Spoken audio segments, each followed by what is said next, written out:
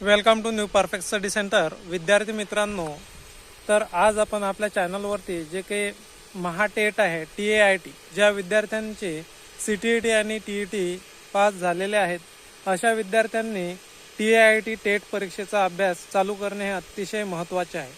तर तुम्हाला माहीतच असेल, तर आपण ज्यावेळेस TAIT टेट परीक्षेचा अभ्यासक्रम पाहत असताना आपल्याला अभ्यासक्रमचा जो काही आवाका आहे तो आवाका आपल्या समजण्यापलीकडचा आपल्याला दिसतो आणि आपण अभ्यासामध्ये कुठून अभ्यास चालू करायचा किंवा कुठून सुरुवात करायची हे आपल्याला समजत नाही आहे.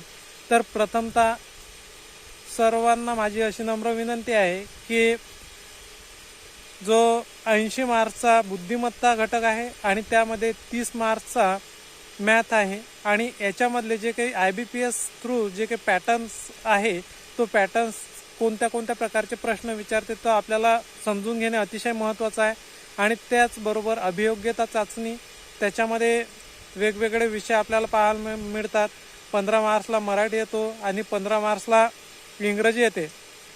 त्याचबरोबर मानसशास्त्र आहे, जे काही मानसशास्त्र आहे कल आवड वगैरे त्यावरती विचारले जाते. कॉन्सेप्च्युअल बेसिसवरती मानसशास्त्र, शैक्षणिक मानसशास्त्र हे आपल्याला विचारण्यात येते आणि मानसशास्त्र हे 30 मार्क्सला आपल्याला विचारण्यात येते.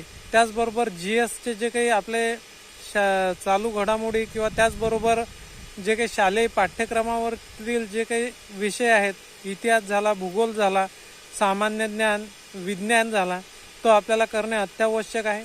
आपल्याला माहीत आहे की 2022च्या ज्या टेटमध्ये त्यांनी GS हा विषय विचारलाच नाही आहे. म्हणून जे काही मागील वर्षाच्या प्रश्नपत्रिका आहेत IBPS पॅटर्नच्या, त्या जर मिळाल्या तर त्या प्रश्नपत्रिकांचं कन्क्ल्युजन काढून तुम्हाला कशा प्रकारे अभ्यास करायचा आहे, अभ्यासाची दिशा तुम्हाला ठरवायची आहे.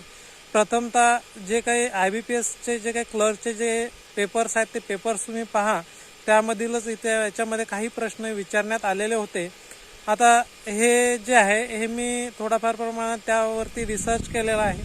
तर तुम्हाला कोणकोणते टॉपिक्स इम्पॉर्टंट वाटतात ते टॉपिक्स तुम्ही सर्च करायला पाहिजेत आणि शोधायला पाहिजेत.